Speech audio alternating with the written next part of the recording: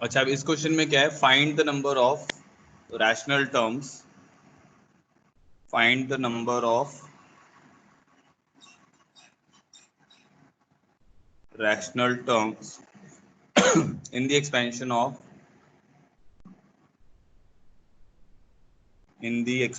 of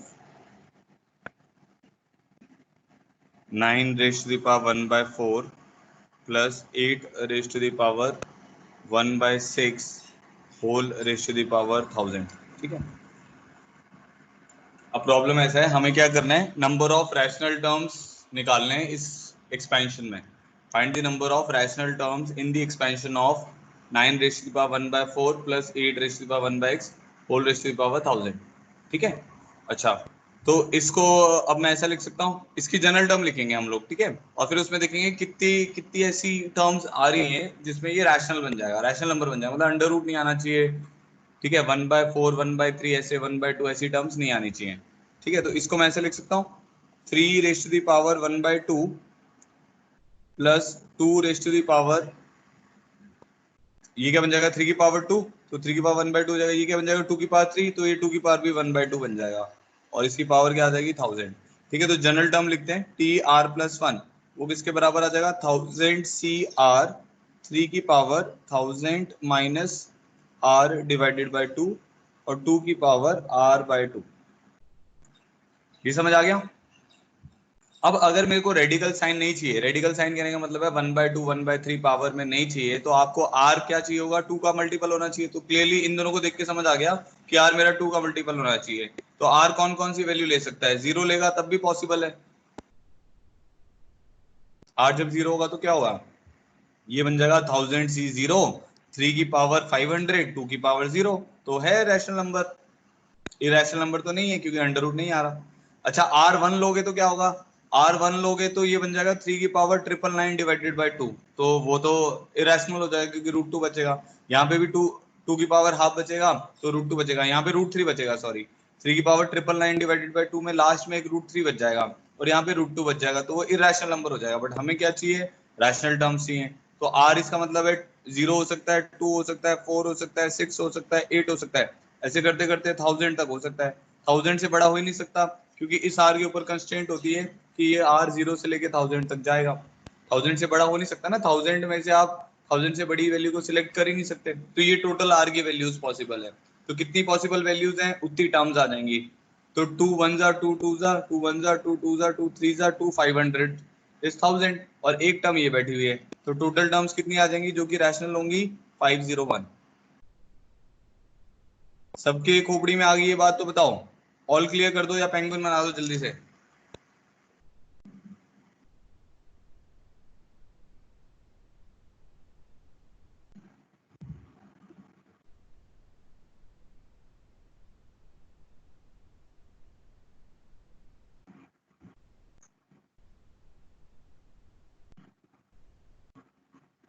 ठीक है विधि, no problem, rejoin कर लो।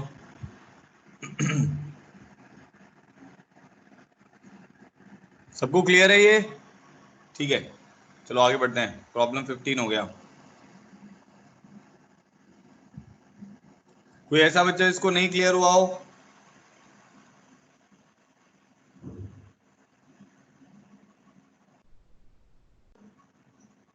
भाई सबको इस चैट बॉक्स में लिखना है, जिसके पास चैट बॉक्स नहीं है तो वो माइक ऑन करके बोल they all clear.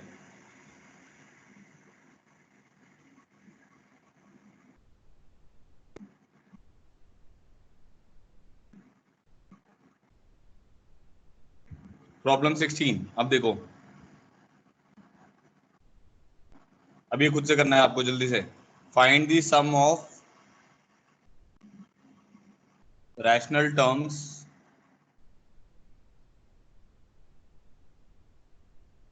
in the expansion of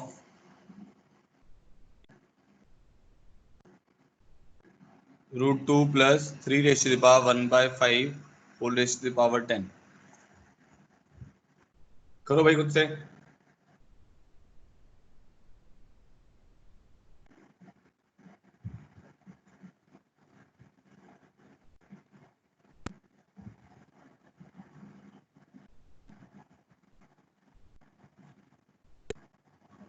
सब लोग अटेम्प्ट करो बेटा, जिसका आंसर आ रहा है वो फिर चैट बॉक्स में बताओ, जिसका नहीं भी आ रहा है वो सुनते रहो, अपने आप समझ आएगा, एफर्ट नहीं छोड़ना है। समझ गए सब लोग, एफर्ट लगाते रहो।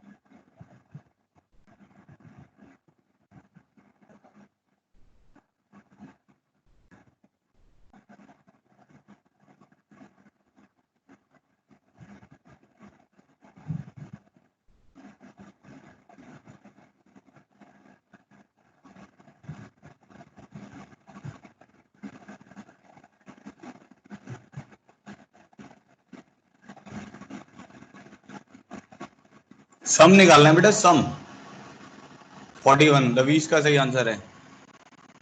लवीश का आंसर सही है। लवीश कैसे किया, माइक ऑन करके बता जल्दी से।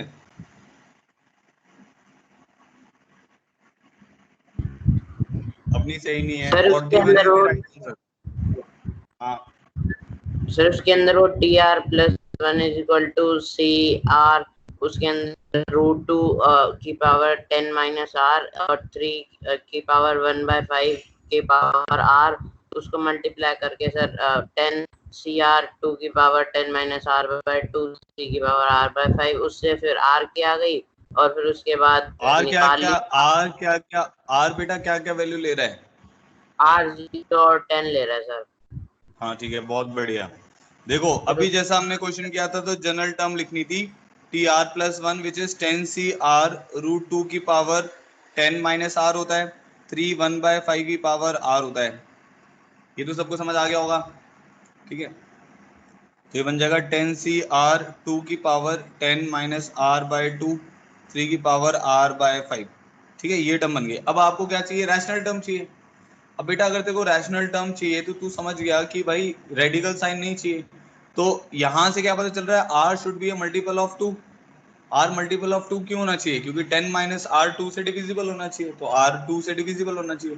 10 तो 2 से डिविजिबल है, 5 - R/2 आ जाएगा ना बेटा। तो R should be divisible by 2 and R should be divisible by 5। तो अगर मेरे को अंडर रूट या क्यूब रूट या फिफ्थ रूट नहीं चाहिए तो R should be a multiple of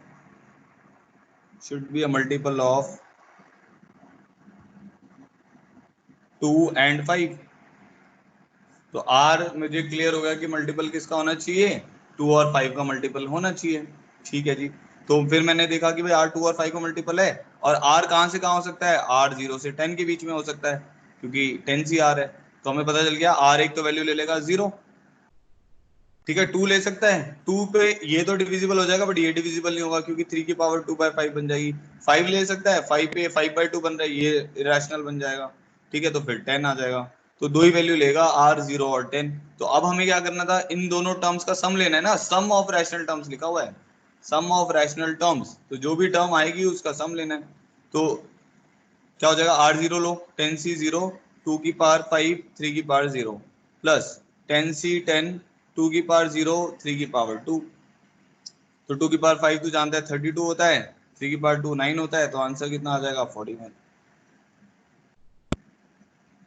इसमें ना टर्म का सम नहीं निकालना है, सम ऑफ रैशनल टर्म्स। अब टर्म्स कहने का क्या मतलब होता है, वो जो वैल्यू आएगी एक टर्म, मतलब अगर वो आपसे मतलब ऐसा पूछता ना कि कौन सी टर्म है, तब वो इसका मतलब है वो आपसे ये पूछ रहा है कि वो टर्म की वैल्यू बताओ। वो ऐसा नहीं पूछ रहा है टी फिफ्थ टी सिक्स्थ, ऐसा नहीं पूछ रहा है वो आपसे, ठीक है।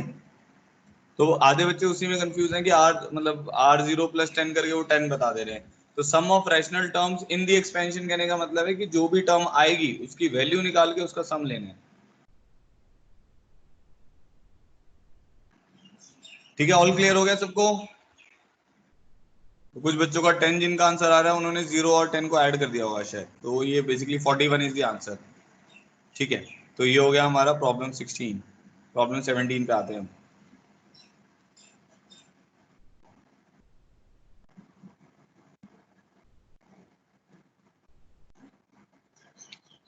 Find the number of irrational, अब इसमें इररेशनल पूछ रहा है, irrational terms in the expansion of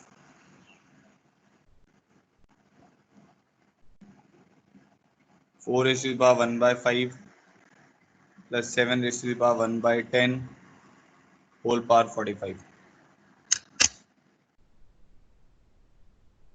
जैसे जब भी आपको ये रूट वाली बनानी है 1/2 1/3 पावर बनानी है तो वो प्राइम फैक्टर होना चाहिए। अब जैसे 4 है तो उसको 2 की पावर 2/5 लिखना पड़ेगा आपको, ठीक है। करो एक बार, बताओ इसका आंसर क्या क्या आएगा। 41। हाँ एकदम बढ़िया, 41 आएगा इसका आंसर। खुशी गुप्ता ने बता दिया। बाकी लोग देखो भाई, असाइनमेंट में खुशी की अभी किया तूने? अभी किया सर। ओके बेटा।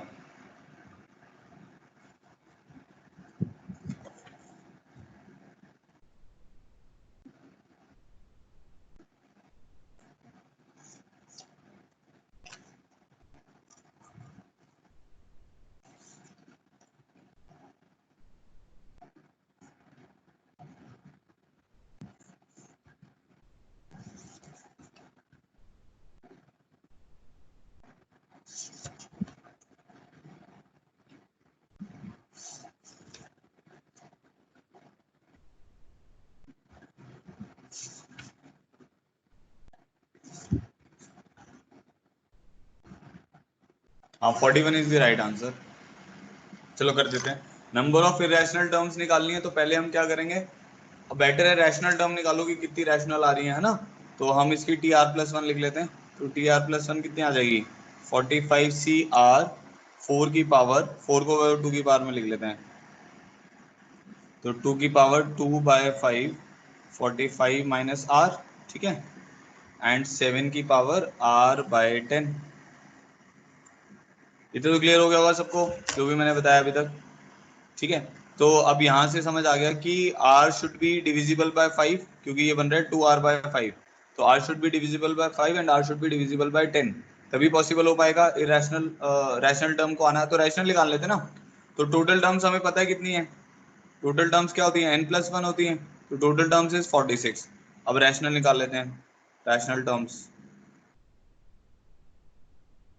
क्योंकि इसमें नंबर ऑफ पूछा हुआ है तो हमें बस ये बताना है कितनी रैशनल टर्म्स होंगी। तो रैशनल टर्म कब कब आ जाएंगी, जब R should be a multiple of 10, क्योंकि 5 और 10 के मल्टीपल में 10 का मल्टीपल फिर बनाना पड़ेगा हमें। तो ये बन जाएगा R हमारा क्या क्या वैल्यू ले सकता है, 0 ले सकता है, 10 ले सकता है, 20 ले सकता है, 30 ले सकता है, 40 ले सकता है, बस खत्म। 50 तो ले नहीं सकता क्योंकि 45CR है, ठीक है। तो 5 टर्म्स आ गई जो कि रैशनल है। तो इरेशनल टर्म्स कितनी आ जाएंगी, क्लियर हो गया ना आपको, या तो टर्म रैशनल होगी या इरेशनल होगी, और तो कुछ हो नहीं सकती। तो इरेशनल टर्म्स आ जाएंगी 46 माइनस 5 विच इज 41। यहां तक बताओ भाई सबको क्लियर हो गया कि नहीं क्लियर हुआ।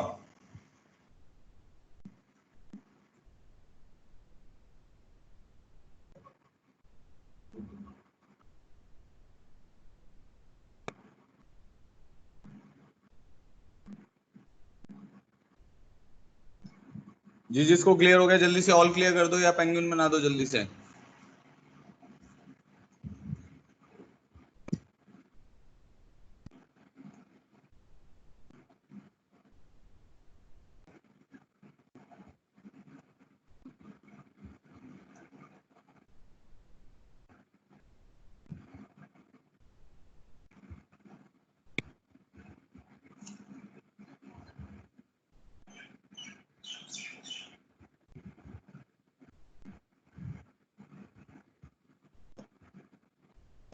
ठीक है जी 17 हो गया हमारा, ठीक है।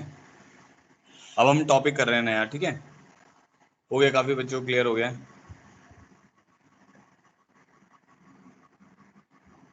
अब नेक्स्ट टॉपिक है हमारा, तो हमारा हमने बेसिक कुछ फॉर्मूले पढ़ लिए, एक्सपेंशन सीख लिया हमने।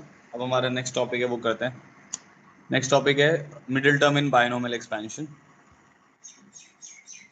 ये एनसीईआरटी में भी है ये वाला टॉपिक। पहले दो टॉपिक मतलब एनसीईआरटी में है, बाकी जो इसके आगे वाले हम पढ़ेंगे वो एनसीईआरटी में नहीं है। तो middle term in binomial expansion,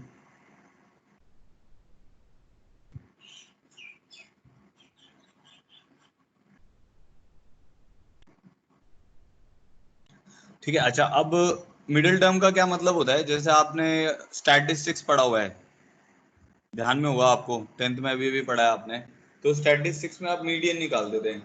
ठीक है, क्या करते थे, उसको असेंडिंग ऑर्डर में लिख के जो मिडिल टर्म होती थी वो आपका मीडियन हो जाता था। सेम उसी टाइप का आपके पास है ना, उसी टाइप का ये है एक्सप्रेशन मिडिल टर्म वाला। क्या आपको क्या करना होगा, अगर मान लो ऑड नंबर ऑफ टर्म्स हैं तो एक मिडिल टर्म आएगी, अगर इवन नंबर ऑफ टर्म्स हैं तो दो मिडिल टर्म आएंगी। यहाँ पे मीडियन नहीं निकालना है उसका। मीडियन में तो क्या करते थे, अगर दो मिडिल टर्म आ रही थी तो उसका मिड पॉइंट निकाल लेते थे।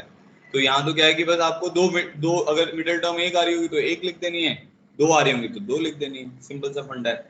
ठीक है, तो फॉर एग्जाम्पल अगर मैं आपको बोलता हूँ मेरे पास ये टर्म्स हैं 1 3 4 5 7 11 19 20 29, इतनी टर्म्स हैं। कितनी हो गई है, 1 2 3 4 5 6 7 8 9, 9 टर्म्स हैं।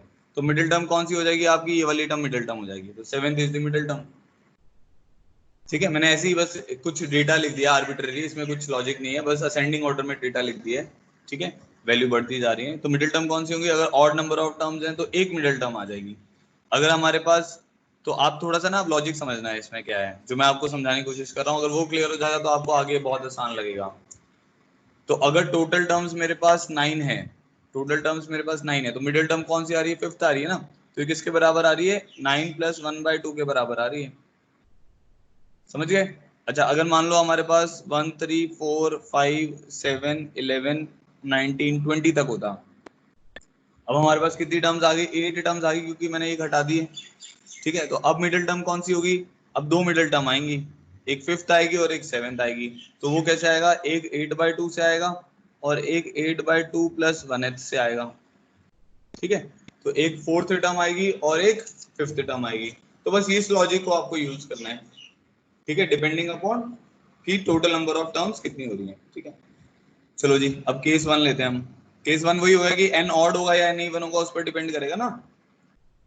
तो मैंने मान लिया मेरे पास एक्सप्रेशन है x + y⁴n where x, where n belongs to natural number, n हमारा नेचुरल नंबर होता है, if n belongs to natural number. ठीक है, अब मैंने पहला केस ले लिया when n is odd, when n is even ले लेते हैं पहले, चलो व्हेन n इज इवन। तो जब n इवन हो गया तब क्या होगा, टोटल नंबर ऑफ टर्म्स कितनी हो जाएंगी, टोटल टर्म्स आप जानते ही हो n + 1 होती हैं। तो टोटल टर्म्स हमारे पास कितनी हो जाएंगी, ऑड हो जाएंगी। ठीक है, अब जब मिडिल टर्म लिख रहे हो तो ऑर्डर हम हमेशा अपना एक पर्टिकुलर ऑर्डर फॉलो करेंगे कि भाई जैसे हम लिखते हैं ना, जैसे हम एक्सपैंड करते हैं NCR x⁻n - r y⁻r, तो उसी ऑर्डर में आपको लिखना है। ठीक है, अब टोटल नंबर ऑफ टर्म्स कितनी हो गई, ऑड हो गई। अब जैसे मैंने बताया था अगर 9 टर्म्स होंगी तो मिडिल टर्म 5th होगी, तो मिडिल टर्म कौन सी होगी, मिडिल टर्म हमारे पास आ जाएगी t, ऑड होती है तो 9 + 1/2, तो n + 2/2, तो ये आपकी मिडिल टर्म हो जाएगी। समझ गए? तो समझ आ गया कैसे लिखोगे आप इसको, t टाइम्स ऑफ n + 2/2 कर लो या n/2 + 1 कर लो, तो ये वाली जो टर्म है वो हमारी मिडिल टर्म हो जाएगी। अब इसको निकालना जानते हो आप, t n/2 + 1 लिख सकता हूँ मैं इसको, तो क्या हो जाएगा NCR, तो NC n/2 x⁻n/2 y⁻n/2, क्योंकि n इवन था इसीलिए n/2 डिफाइंड होगा। समझ गए? अच्छा, अब सेकंड केस पे आ जाते हैं इसी का। तो इसको ना यहाँ पे लिख देते हैं,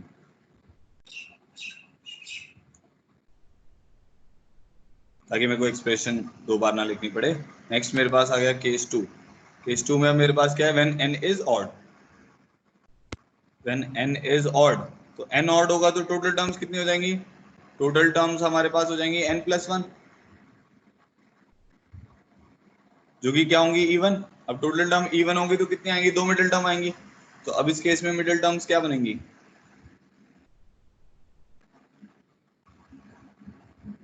क्या बनेगी बताओ, एक बन जाएगी Tn/1 + 2h, और एक बन जाएगी Tn + 1/2 + 1h। समझ गए? एक तो आ जाएगी, जैसे 8 टर्म है तो एक 4th टर्म आएगी और एक 5th टर्म आएगी। ठीक है जी, अब ये दोनों भी निकाल लेते हैं। Tn + 1/2h टर्म जो है, इसका r कितना होगा, t n minus one by two plus one होगा ना, r इसका n minus one by two होगा, n minus one by two. ठीक है, तो ये क्या बन जाएगा, N C N minus one by two, x की पावर इन दोनों का डिफरेंस तो आ जाएगा n plus one by two, Y की पावर में n minus one by two. तो ये इसकी मिडिल टर्म हो गई। नेक्स्ट टर्म क्या आएगी, T N plus one by two plus one th, तो उसका r कितना हो जाएगा, n plus one by two, तो n C N plus one by two, x की पावर इन दोनों का difference which is n minus one by two, Y की power n plus one by two. अब होता क्या है, अगर दो मिडिल टर्म आ रही हैं, अगर दो मिडिल टर्म आ रही हैं, जैसे इस केस में दो मिडिल टर्म आ रही हैं, तो इन दोनों का जो बाइनोमियल कोफिशिएंट है वो सेम होता है। If two middle terms are present, binomial coefficient की बात कर रहा हूँ, पूरी टर्म की बात नहीं कर रहा हूँ, ध्यान रखना है। If two middle terms are present, their binomial coefficients are equal.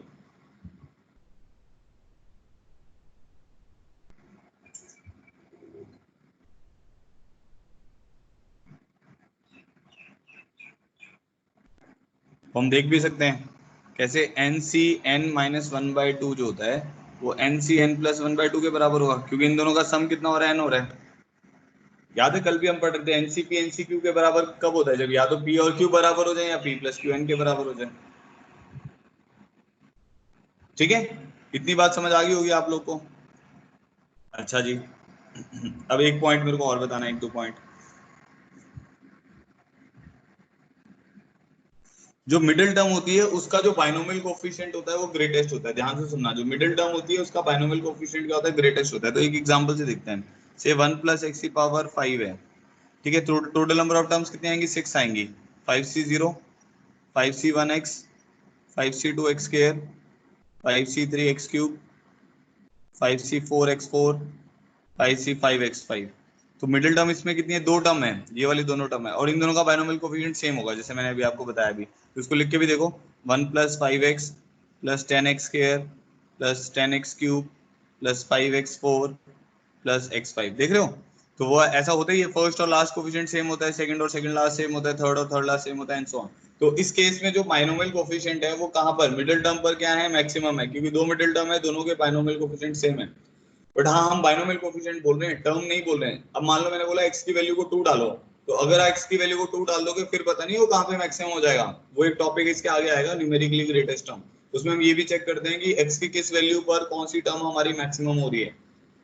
ठीक है, अब से मान लो मैंने वन प्लस एक्स की पावर सिक्स घेरा, तो ये वाली वैल्यू कितनी आएगी, six C zero plus six C one X plus six C two X square plus six C three X cube, ठीक है, six C four X four, six C five X five plus six C six X six. इसको open up करते हैं, तो ये आएगा one plus six X, six C to हमारे पास हो जाता है 15, ठीक है, सिक्स सी थ्री हमारे पास हो जाता है 20, क्योंकि six into five into four by six होता है ये, ठीक है, six C four again six C two हो जाएगा, वो 15 हो जाएगा, ठीक है, फिर सिक्स एक्स फाइव हो जाएगा, फिर एक्स सिक्स हो जाएगा, देख रहे हो। तो इसमें अब ऑड नंबर ऑफ टर्म्स हैं टोटल जो है, तो बाइनोमियल कोफिशिएंट जो बीच वाली टर्म का है वो मैक्सिमम है, और वो कहां पर आ रहा है, सिक्स है तो उसके हाफ पर आ जाएगा। ठीक है, क्लियर हो रहा है। तो एक स्टेटमेंट हम यहां से भी बोल सकते हैं कि एनसीआर इज मैक्सिमम, ठीक है। तो अगर एन इवन है, इफ एन इज इवन, तो वो आ जाएगा N C N by two पे। अगर एन ऑड है तो कहां पर आएगा, N C N minus one by two पर आएगा, जो कि किसके बराबर होता है, N C N plus one by two के बराबर होता है। बहुत इजी हो गया।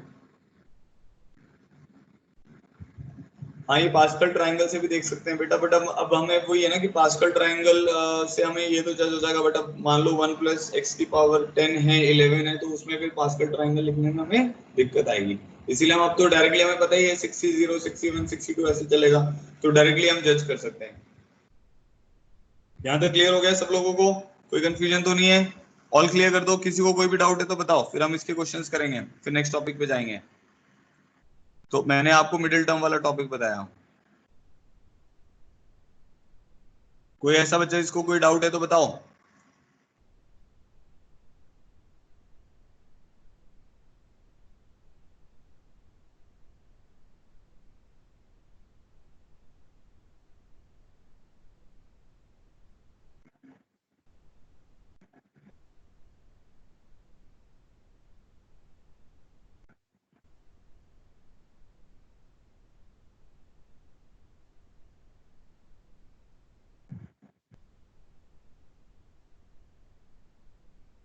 चलो ठीक है, मेरे को लगता है काफी बच्चों को क्लियर है। आगे बढ़ते हैं। Find the middle term in the expansion of,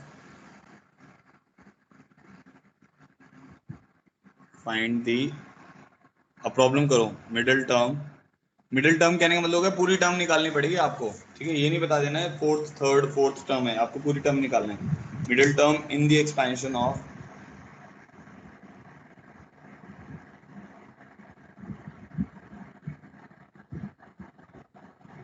3x minus x cube divided by 6 whole raised to the power 9। ठीक है, करो भाई आंसर निकालो इसका।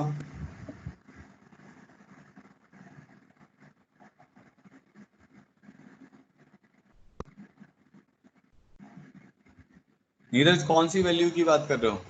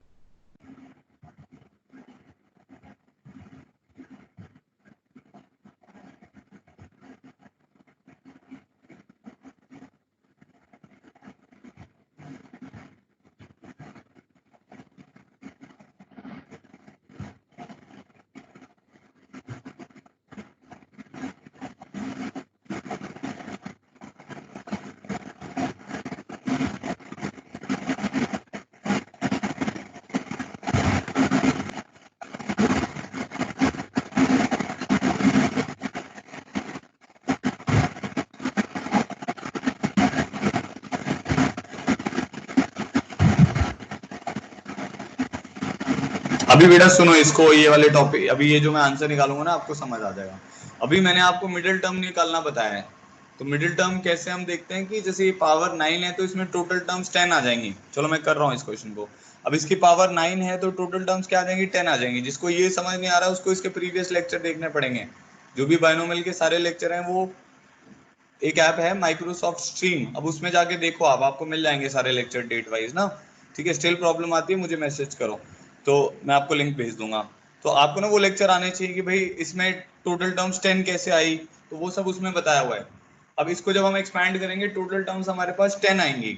अब टोटल टर्म्स 10 हैं तो कितनी इवन टर्म हो गई? तो दो मिडिल टर्म आएंगी, एक फिफ्थ आएगी और एक सिक्स्थ आएगी। अब वो दोनों हमें निकालनी है, तो टी फिफ्थ आएगी और एक टी सिक्स्थ आएगी। ये सबको क्लियर हो जाना चाहिए। जिसको ये नहीं आ रहा है इसका मतलब उसको उसने पीछे अच्छे से नहीं सुना है। तो T5 कैसे निकालोगे? 9C4, क्योंकि TR+1 का फॉर्मूला क्या होता है?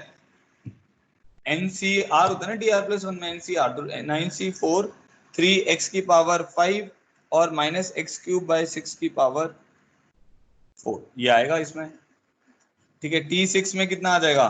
9C5 और यहाँ पर आ जाएगा 3x की पावर, इन दोनों का difference 4 minus x cube by 6 की पावर 5। ठीक है, इसको सिंप्लीफाई करना है। इसको सिंप्लीफाई, जैसे आपको मान लो एग्जाम वगैरह में क्वेश्चन आता है तो इसको सिंप्लीफाई करके लिखना पड़ेगा। अभी मैं सिंप्लीफाई नहीं कर रहा हूँ, आप कर सकते हो। ठीक है, अभी उस पर टाइम नहीं लगा रहे हैं। क्लियर हो गया सबको? जब एग्जाम में आएगा क्वेश्चन आपको 9C4 की वैल्यू निकालनी है। 3 की पावर 5 243 होता है, माइनस ये प्लस हो जाएगा x की पावर 12 तो x की पावर 17 आएगा, 6 की पावर 4 वैल्यू वगैरह निकाल के आपको सिंप्लीफाई करना पड़ेगा। आगे बढ़ते हैं, problem 19।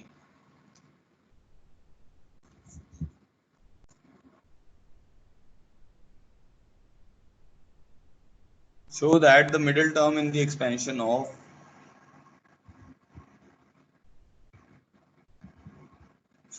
middle term in the expansion of 1 plus x raised to the power 2n is 1 3 5 7। ये मल्टीप्लाई हो रहे हैं बेटा, 1 3 5 7 so on to ये भी एनसीईआरटी का ही प्रॉब्लम है। Divided by n factorial into 2 raised to the power n into x raised to the power n। ये हमें शो करना है। करो भाई खुद से।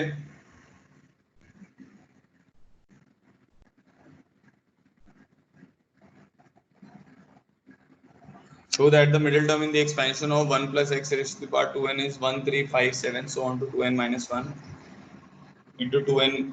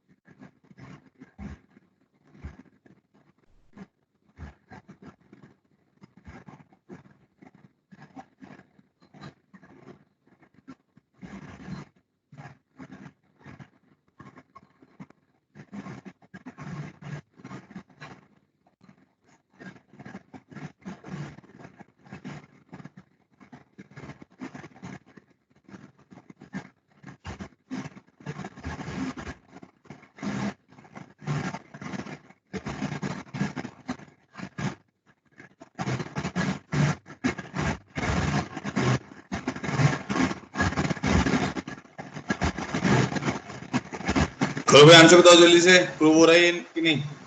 खुशी गुप्ता का हो गया, okay.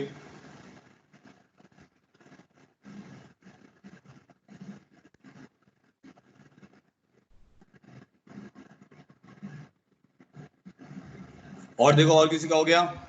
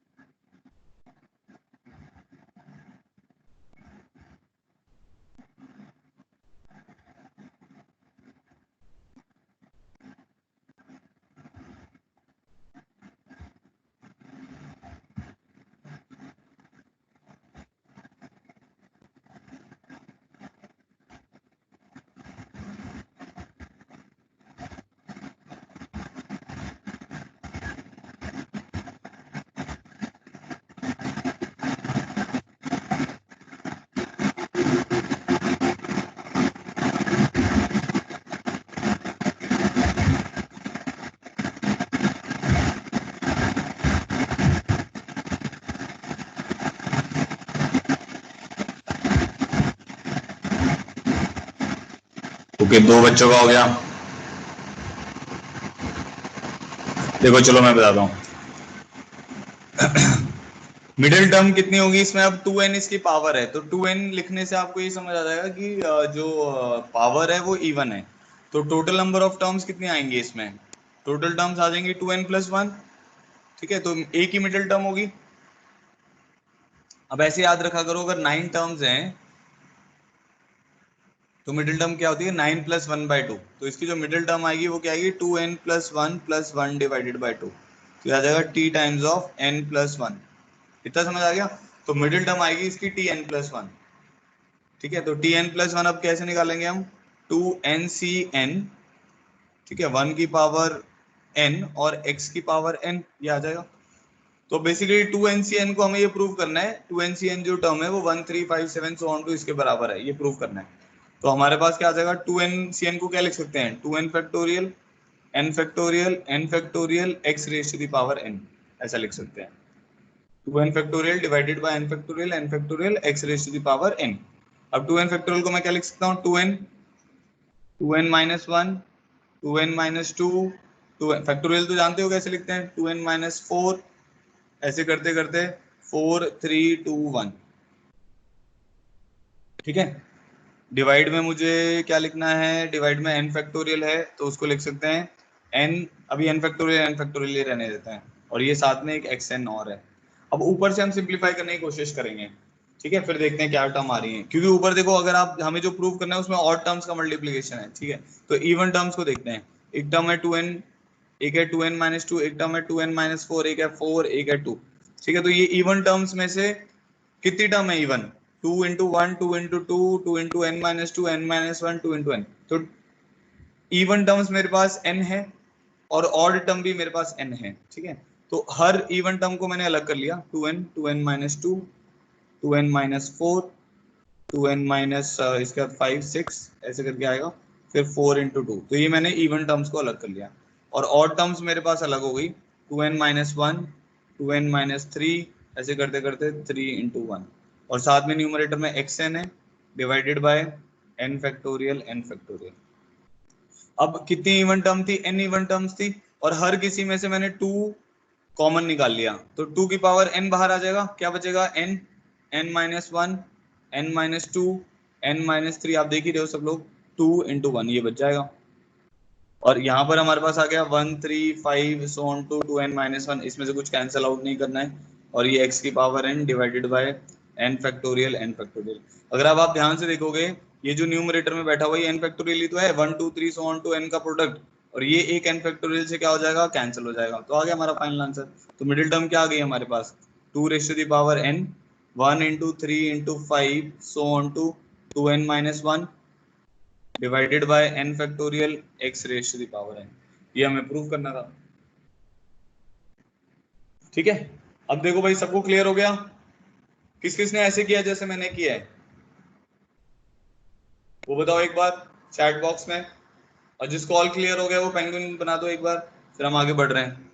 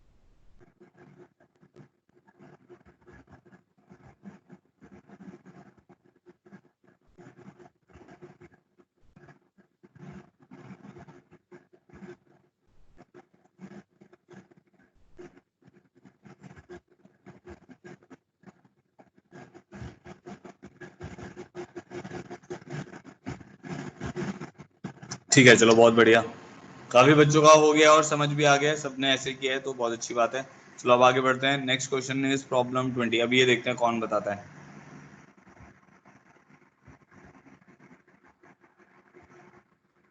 If the coefficient of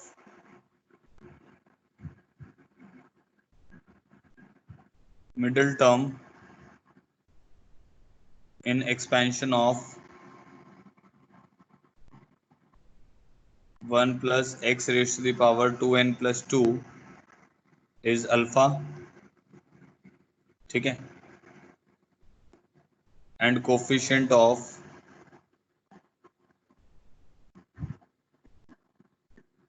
middle term in expansion of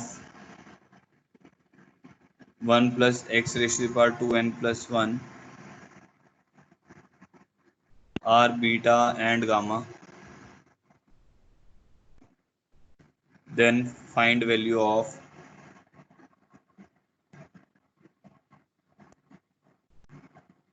beta plus gamma divided by alpha। करो भाई, इसको आंसर निकालो।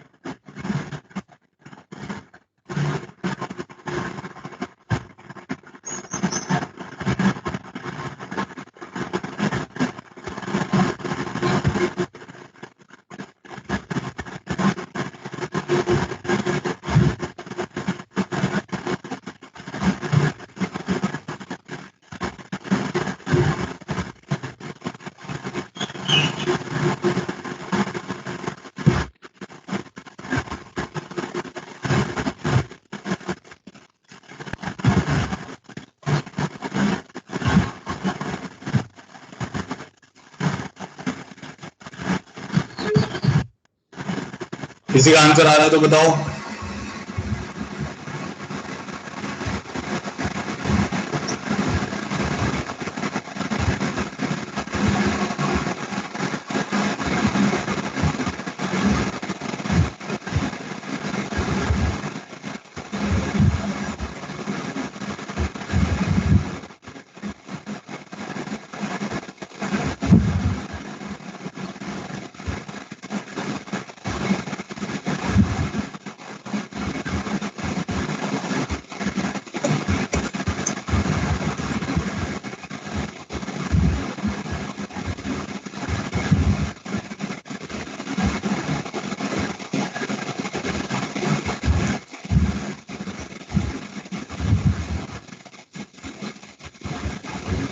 खुशी का वन आ गया, अवनी का वन आ गया, ओके।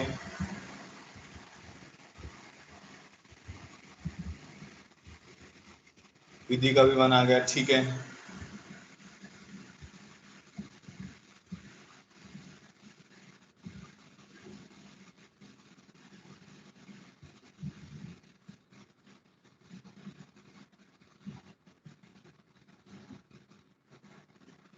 और देखो, वन आएगा इसका आंसर।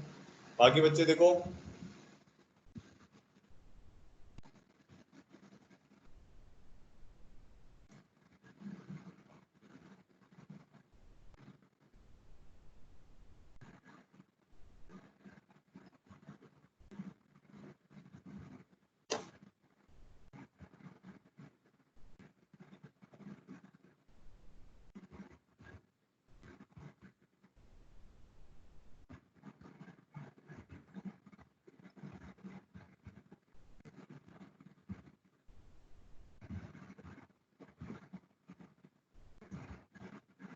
ओके, उमंग तनीषा का भी आ गया।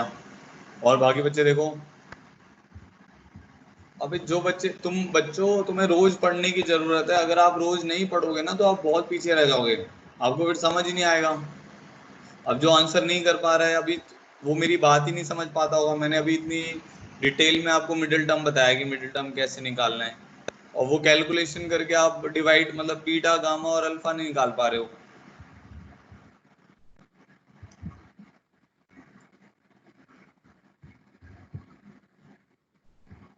अब आधे बच्चे तो ऐसे ही 1 1 लिखे जा रहे होंगे कि भाई आंसर 1 है तो 1 लिख देते हैं, पता नहीं आया भी है कि नहीं आया है। तो ऐसे थोड़ी होगा बेटा, आपको पढ़ना तो पड़ेगा ना, नहीं तो कैसे बात बनेगी। फिर आप पीछे रहते रहोगे, फिर आपको दूसरे बैच में डाला जाएगा, तीसरे बैच में डाला जाएगा, ऐसे किया जाएगा जब आप नहीं पढ़ोगे तो। ठीक है, देखो, if the coefficient of middle term in the expansion of this, तो एक टर्म है मेरे पास 1 प्लस एक्स की पावर 2n प्लस 2। अब इसकी पावर क्या है, इवन है। ठीक है, इसकी पावर कितनी है, इवन है। तो टोटल नंबर ऑफ टर्म्स कितनी हो जाएंगी, ऑड हो जाएंगी। ठीक है, तो टोटल टर्म्स कितनी हो गई इसकी, टोटल टर्म्स हो गई 2n प्लस 3, ऑड हो गई। तो अब मिडिल टर्म क्या आएगी, ऑड में क्या होता है 9, अगर 9 टर्म्स हैं तो मिडिल टर्म क्या आएगी 9 प्लस 1/2। तो टी 2n प्लस 4/2 करना है आपको, प्लस 1/2 करते हैं तो ये आ जाएगा T N plus two. T N plus two निकालो इसमें, वो कितना आ जाएगा 2n+2 cn+1। r plus one होता है ना क्योंकि, तो n+2 को लिखोगे n+1 लिखोगे, तो x की पावर n+1, ये इसकी मिडिल टर्म आ गई। और इसका कोफिशिएंट देखना है आपको, तो अल्फा किसके बराबर हो जाएगा, अल्फा हो जाएगा 2n+2 cn+1। वैसे आप डायरेक्टली भी निकाल सकते थे, मिडिल टर्म होता है ना, मिडिल टर्म को कोफिशिएंट अभी बताया तो था। एनसी अगर n इवन है तो एनसी n/2 होता है, उससे भी डायरेक्ट भी निकाल सकते थे। ठीक है, अब नेक्स्ट है जो बीटा है हमारे पास, वो है 1 प्लस एक्स की पावर 2n+1 के कोफिशिएंट है बीटा और गामा।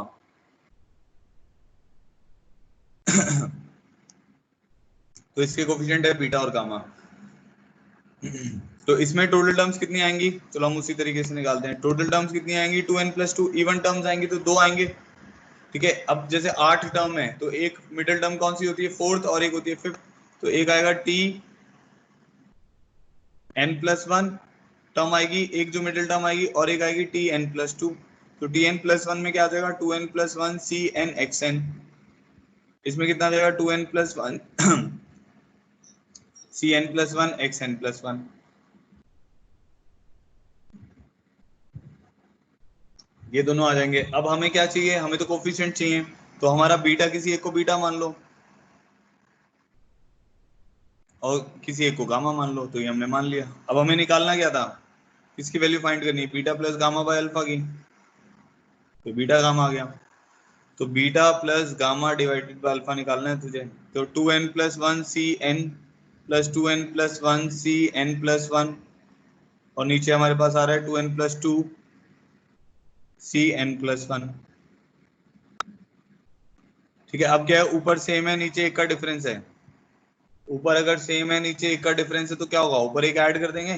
समझ आ रहा है, ऊपर सेम है नीचे एक का डिफरेंस है, तो ऊपर टू, ये प्रॉपर्टी हमने पढ़ी थी 2n+2 सी n+1 अपॉन 2n+2 सी n+1।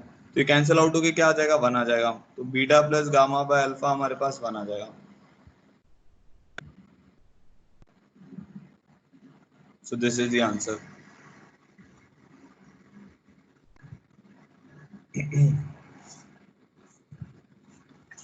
ठीक है, समझ आया इतना।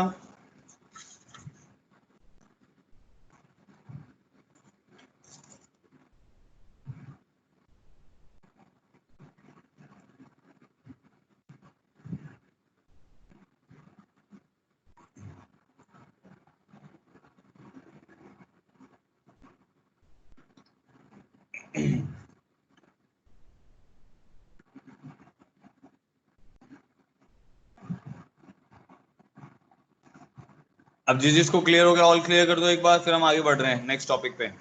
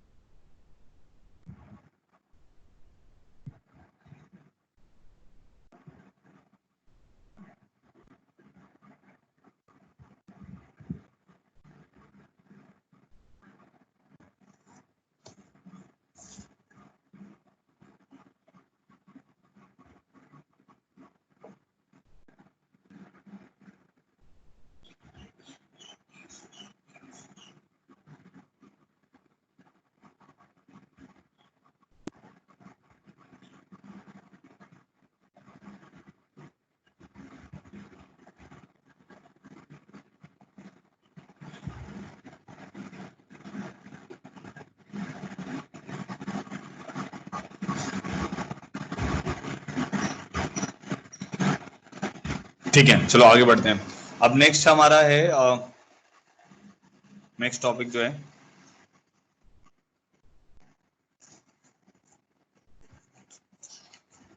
काफी सारे टॉपिक हैं इस चैप्टर में ना। तो नेक्स्ट टॉपिक है हमारा मल्टीनोमियल एक्सपेंशन।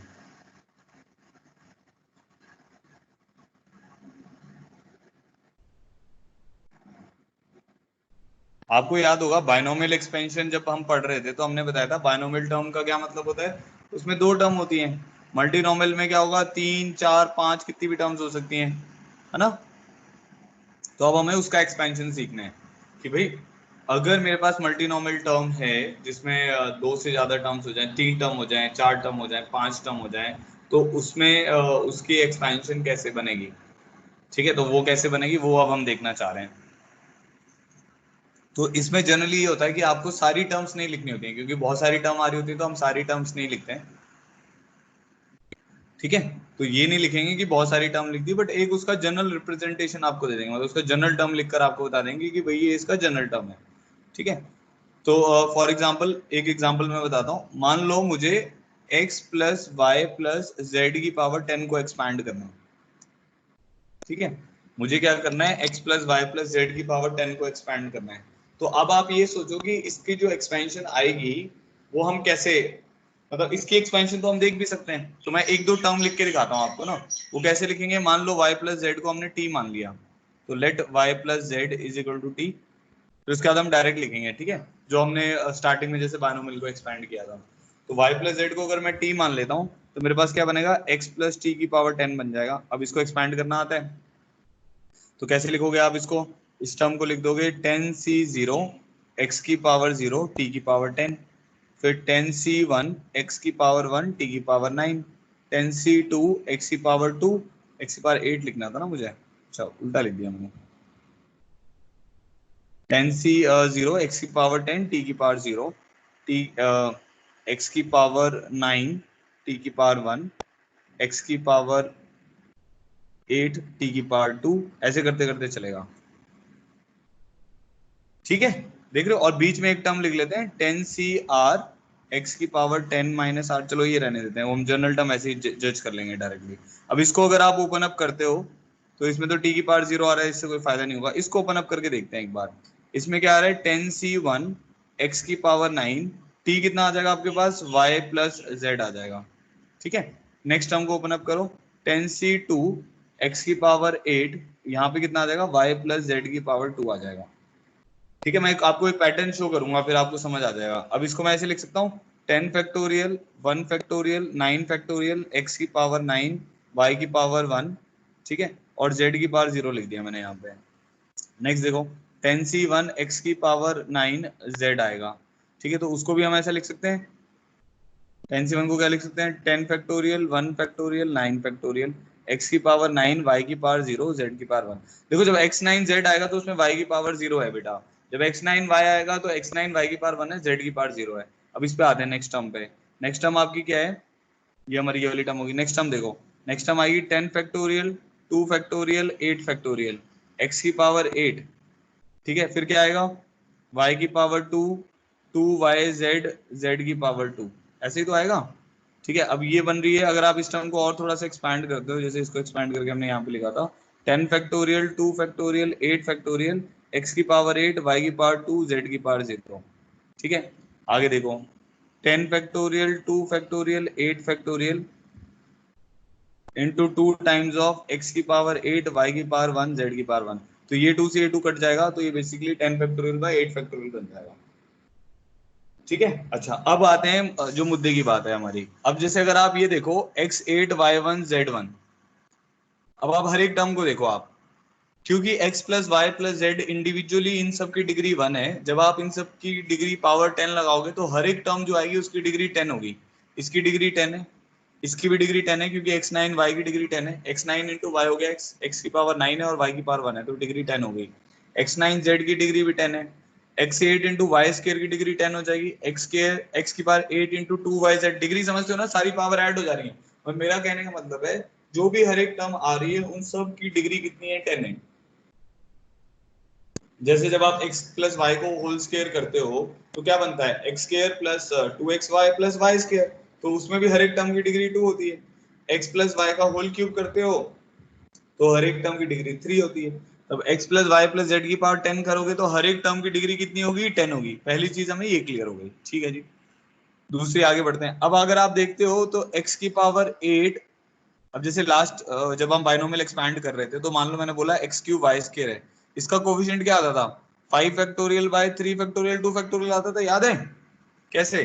क्योंकि इन दोनों का सम है 5 और 3 और 2 है, तो हम बोलते थे कि भाई एक्स क्यूब वाई स्क्वायर को कितने वेज में अरेंज कर पाएंगे। जिसने पहला लेक्चर अटेंड किया उसको ये बात समझ आ रही होगी कि भाई 5 factorial divided bye 3 factorial 2 factorial आता था, क्योंकि वो इसके नंबर ऑफ अरेंजमेंट है। अब मान लो हमारे पास है x की पावर 3 और y की पावर 7, तो इसका कोफिशिएंट क्या आएगा 10 फैक्टोरियल बाय 3 फैक्टोरियल 7 फैक्टोरियल आएगा, ऐसा आता था इसका कोफिशिएंट, ठीक है। मतलब इन दोनों का सम डिवाइडेड बाय 3 फैक्टोरियल 7 फैक्टोरियल। अब आप इस टर्म को देखो, क्योंकि इसमें तीन टर्म है x8 y की पावर 2 z की पावर 0। अब लॉजिकली अगर मैं सोचूं कि इसको अरेंज करने के कितने वेज हैं, तो मेरे पास आएगा 10 फैक्टोरियल 8 फैक्टोरियल 2 फैक्टोरियल 0 फैक्टोरियल। समझ आएगा कैसे लिखा हुआ है? ओवरऑल टर्म आपकी 10, ओवरऑल सम कितना है 10 और डिनोमिनेटर में कितना है 8 2 और 0, तो 10 फैक्टोरियल डिवाइडेड बाय 8 x है 2 y है और z 0 है, तो ये टर्म आएगा। और देखो यहाँ पे मैच कर रहे हैं इसके साथ। अब ये वाला उठाओ 8 x की पावर 8 y की पावर 1 z की पावर 1, इसका कोफिशिएंट क्या आएगा टोटल कितने 10 10 factorial bye 8 factorial 1 factorial 1 factorial, इतने वेज में ये अरेंज होगा, ठीक है। अब मान लो एक हमने उठाया x क्यूब y की पावर 2 z की पावर 5, ये भी आएगा इसके एक्सप्रेशन में। क्यों? क्योंकि पावर्स का सम कितना हो रहा है 10, तो x cube y square z की पावर 5 भी आएगा। इसका कोफिशिएंट क्या बनेगा 10 factorial divided bye 3 factorial 2 factorial 5 factorial. समझ आया कैसे? टोटल 10 है divided by 3 factorial 2 factorial 5 factorial. ये बात सबको समझ आ रही है? ऑल क्लियर करो एक बार चैट बॉक्स में या पेंगिन बना जल्दी से। जो मैंने बताया अभी तक समझ आया कि हम कोफिशिएंट कैसे डिसाइड कर रहे हैं?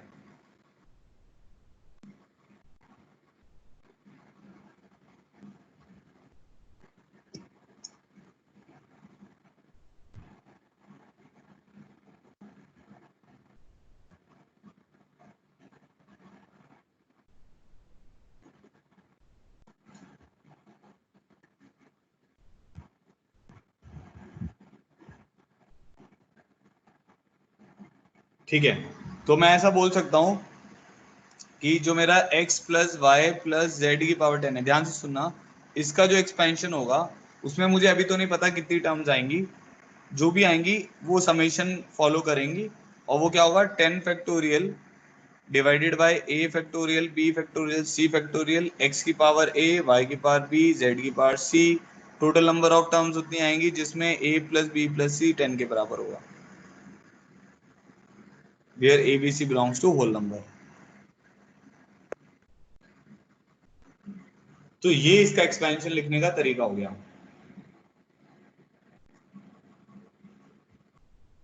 तो a plus B plus C 10 होना चाहिए, x plus Y plus Z की पावर 10 का एक्सपेंशन आ जाएगा 10 factorial by a factorial b factorial c factorial x की पावर a y की पावर b z की power c, such that a plus b plus c 10 होना चाहिए और a b c आपके होल नंबर होने चाहिए, ठीक है। अच्छा मान लो मैं बोलता हूं x plus Y plus z plus t की पावर 10 है या t की पावर 20 है, 20 15 कुछ भी ले लो, जो आपको लेना है ले लो, कोई दिक्कत नहीं है उसमें, पावर में तो कोई दिक्कत ही नहीं है ना, ठीक है। तो ये क्या बनेगा भाई, इसकी एक्सपेंशन में क्या आएगा x की पावर a y की पावर b z की पावर c t की पावर d। तो क्या हो जाएगा total factorial a plus B plus C plus D 15 होना चाहिए, तो total factorial divided by a factorial b factorial c factorial d factorial, ठीक है। क्या आ जाएगा यहाँ पे, कंडीशन क्या आएगी यहाँ पे, समेशन कितने बनेंगे a plus B plus C plus D 15 होना चाहिए, where a b c d belongs to whole number, क्योंकि फैक्टोरियल तो 0 या 0 से बड़ा ही होगा।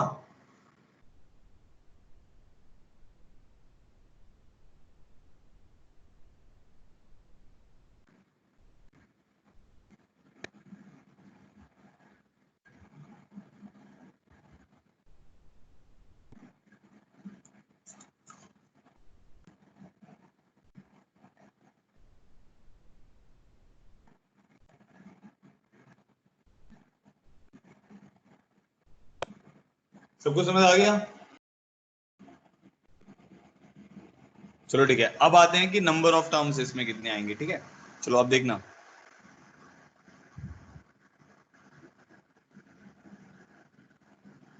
Number of terms in the expansion of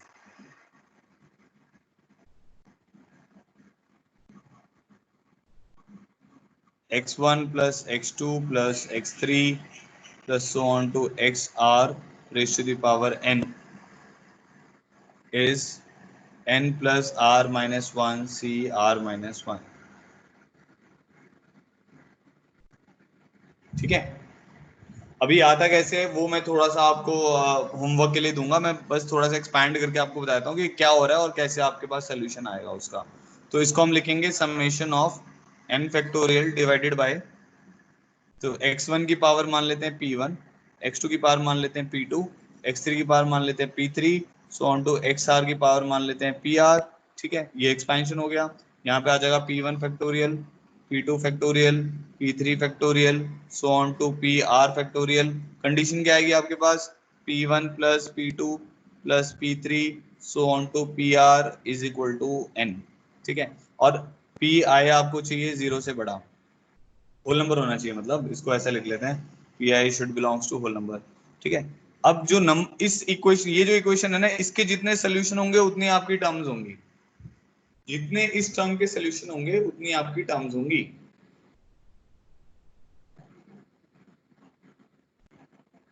ठीक है, तो इसके कितने सोल्यूशन बनेंगे?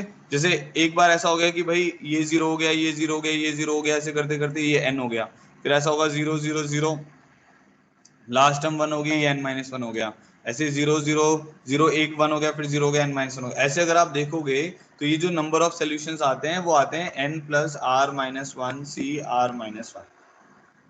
ठीक है, तो ये इसके नंबर ऑफ टोटल टर्म्स होते हैं। ये आपको ना अभी आज का होमवर्क है, ये देखना कि भाई ये डिराइव कैसे होता है। ठीक है, इसको हम बोलते क्या है? नंबर ऑफ जीरो, मतलब सोल्यूशन हमें निकालना है, होल नंबर जो है ना, number of integral solution of the equation p1 plus p2 plus p3 so on to pr is equal to n where pi is greater than equal to 0। ये आपको Google करके मिल जाएगा, कहीं भी मिल जाएगा, बहुत कॉमन सा प्रॉब्लम है। तो आपको ये खुद से पढ़ना है, तो कल मैं समझाऊंगा तो जल्दी समझ आएगा। अगर आप खुद से नहीं पढ़ोगे, मैं डायरेक्ट समझाऊंगा तो आपको समझ नहीं आएगा, क्योंकि ये पीएनसी में भी आएगा ये दोबारा से ना, और ये इंपॉर्टेंट है, मतलब काफी इंपॉर्टेंट चीज है। मल्टीनोमियल एक अपने आप में बड़ा टॉपिक है, पीएनसी में भी दोबारा से ये टॉपिक आएगा। तो मैं एक बार रिपीट कर रहा हूँ, जल्दी से सुनना आप लोग, फिर इसके क्वेश्चंस करेंगे हम लोग। आपको इसमें दो चीजों का ध्यान रखना है कि इसमें एक्सपेंशन कितना होता है और इसमें नंबर ऑफ टर्म्स क्या आती हैं। अब जैसे एक एग्जाम्पल मैं आपको ये बताता हूँ, जैसे मान लो मैं बोलता हूँ नंबर ऑफ टर्म्स बताओ, number of terms in x plus Y plus Z की पावर 10। तो इसको बस इससे कंपेयर कर लो। अब आपने फॉर्मूला याद कर रखा है, n आपका कितना हो गया? 10 हो गया, r कितना हो गया? 3 हो गया, तो इसका रिजल्ट आएगा 10 प्लस 3 माइनस 1 c 3 माइनस 1, मतलब 12 c2 टर्म्स आएंगे इसमें। ठीक है, तो कितनी हो जाएंगी? 66 टर्म्स। वो आप ओपन अप करके डायरेक्टली भी देख सकते हो। आपने जैसे ये तो निकालना सीखा ही हुआ ना, हमने पहले भी किया हुआ है। ठीक है, तो शायद आपने किया हुआ है, n plus 2 into n plus 1/2 करके निकाला था आपने, तो वही आ रहा है 12 c2 आ रहा है। ठीक है, अगर मान लो मैं बोलता हूँ इसमें निकालो number of terms in expansion of x plus Y plus z plus डब्ल्यू प्लस टी, और यहाँ पे मैंने बोल दिया 12 है, तो अब ये क्या हो गया? इसका n हो गया 12 और इसका r हो गया 5, तो 12 r 5 हो गया। कितनी नंबर ऑफ टर्म्स हैं? 12 प्लस 5 माइनस 1 c 5 माइनस 1, तो ये हो जाएगा 16 c4। ठीक है, तो ये इसका आंसर है। तो एग्जांपल समझ आ गया होगा आप कैसे फॉर्मूला लगाना, तो आपको आ ही गया होगा, बट अब ये देखना है कि भाई ये आता कैसे है। तो ये आपका होमवर्क है। अच्छा टॉपिक है, और भी थोड़ी इसमें बहुत अच्छे अच्छे क्वेश्चंस बनते हैं, वो विद टाइम हम करेंगे, पीएनसी में भी करेंगे। अभी मैं एक बार रिपीट कर देता हूँ। तो इसका लॉजिक ये था कि भाई x plus Y plus Z की पावर अगर 10 है, तो इसमें जो भी टर्म आएगी उसकी डिग्री क्या रहेगी? 10 रहेगी। ठीक है, टोटल नंबर ऑफ टर्म्स इसमें 66 आ रही है, तो मैं बैठ के 66 टर्म्स तो नहीं लिखूंगा, आपने अभी अभी देखा। ठीक है, तो 66 टर्म्स तो हम लिखेंगे नहीं। अभी मैं रिपीट कर रहा हूँ, सुनो भाई।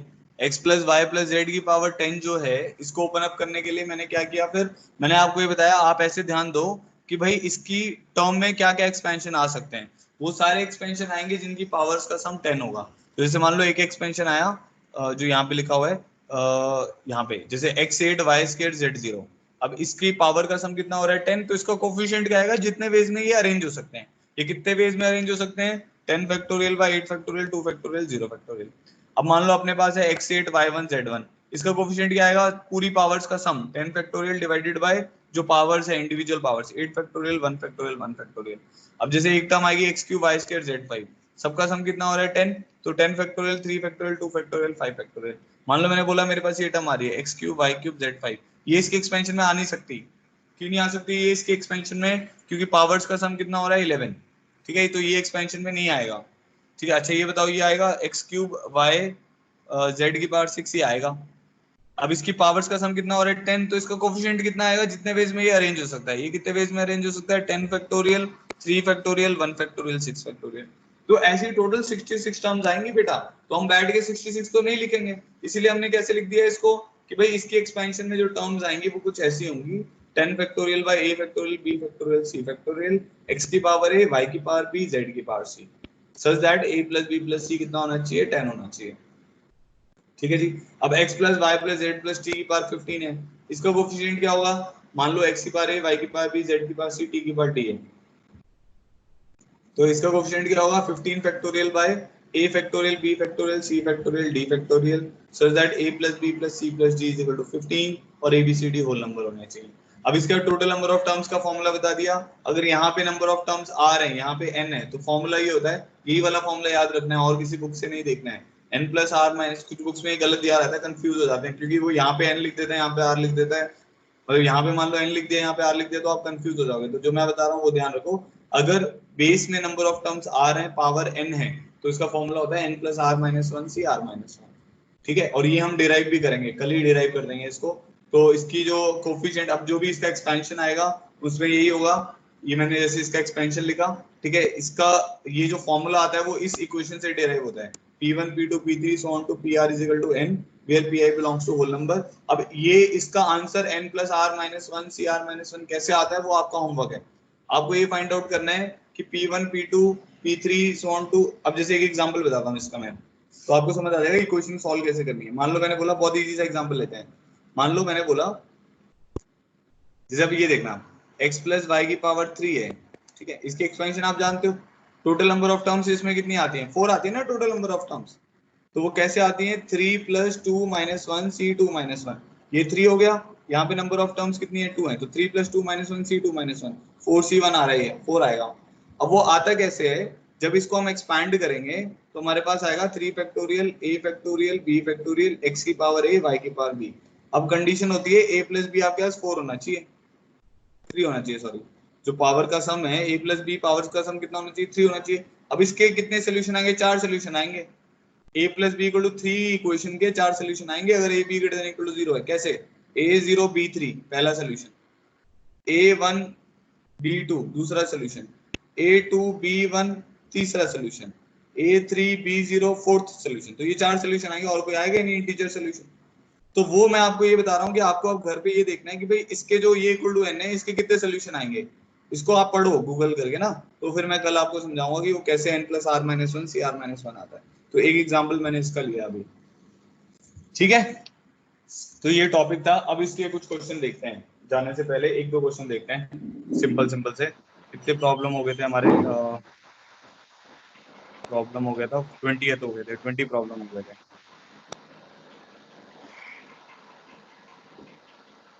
माइक ऑफ करो बेटा, किसी का माइक ऑन है। चिराग, आपका माइक ऑन है, चिराग खंडेलवाल।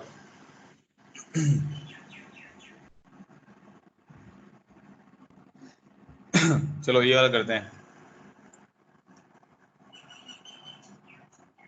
इजी सा प्रॉब्लम है, आप जल्दी से कर लोगे। If the number of terms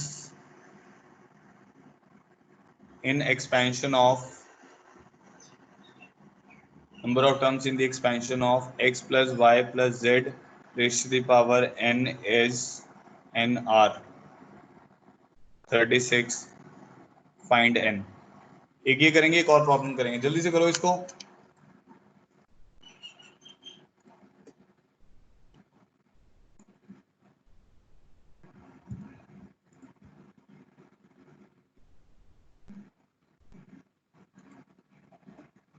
बेटा जिसको अभी नहीं समझ आया ना वो इसकी रिकॉर्डिंग देखना, अभी रिकॉर्डिंग आपको मिल जाएगी इसी में, इसी के पोस्ट में मिल जाएगा आपको रिकॉर्डिंग इसका ना, नहीं तो स्ट्रीम पे आज का डेट डाल देना। माइक्रोसॉफ्ट स्ट्रीम का ऐप भी आप डाउनलोड कर सकते हो सब लोग, उसमें क्या रहता है सारी रिकॉर्डिंग्स डे 1 से इसमें पड़ी हुई हैं, जो भी हमारा मई में स्टार्ट हुआ था। तो स्ट्रीम पे जाके आपको लिखना है बाइनोमियल थ्योरम, आपको आज की डेट का वहां पे लेक्चर मिल जाएगा। माइक्रोसॉफ्ट स्ट्रीम करके एक ऐप है, माइक्रोसॉफ्ट स्ट्रीम,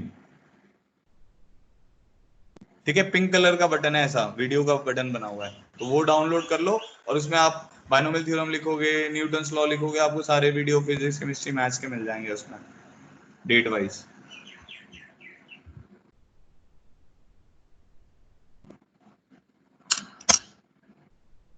बताओ जल्दी से, ये तो बहुत इजी क्वेश्चन है। 7, ठीक है, बहुत बढ़िया।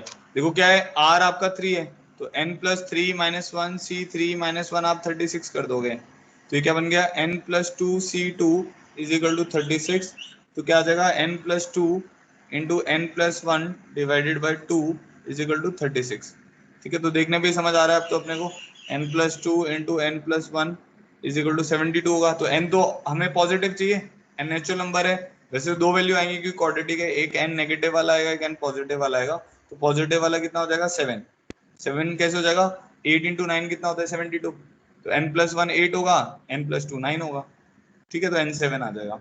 एक और करो,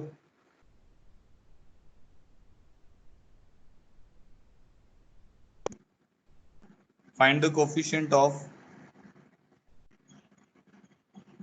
find the coefficient of x square y cube z4 w in the expansion of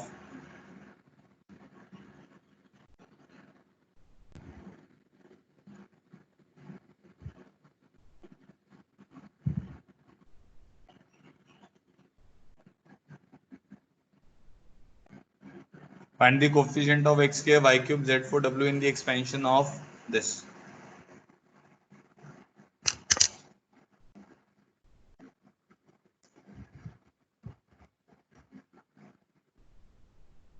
बताओ इसका आंसर बताओ।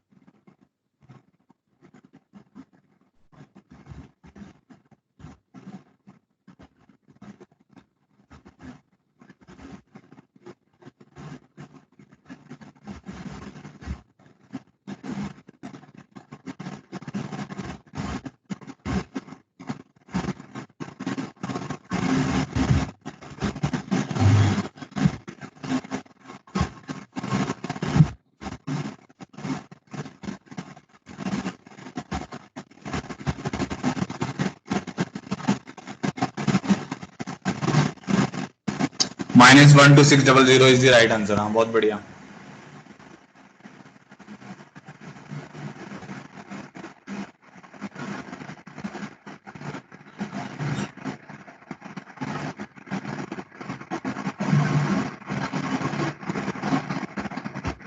नहीं 1800 नहीं आएगा बेटा, -12600 आएगा।